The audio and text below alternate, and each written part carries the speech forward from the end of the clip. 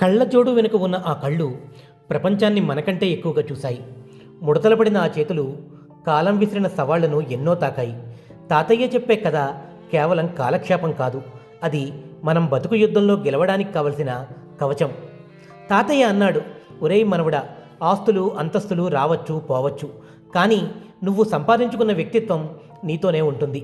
గాలివాన వచ్చినప్పుడు చెట్టు వంగి బతుకుతుంది, అహంకారంతో నిలబడిన చెట్టు విరిగి ముక్కలవుతుంది. ఓటమి ఎదురైనప్పుడు కుంగిపోవడం బలహీనత, ఆ ఓటమినే ఉపాధ్యాయుడిగా మార్చుకోవడమే అసలైన సమర్థత. వేగం కంటే వివేకం గొప్పదని, డబ్బు కంటే మనిషికిచ్చే విలువ ముఖ్యమని, ముసలితనం అంటే శక్తి తగ్గడం కాదు, అనుభవాల సారం పెరగడం. వణికిపోతున్న ఆ గొంతులో ఓడిపోని ఒక పోరాట చరిత్ర ఉంది.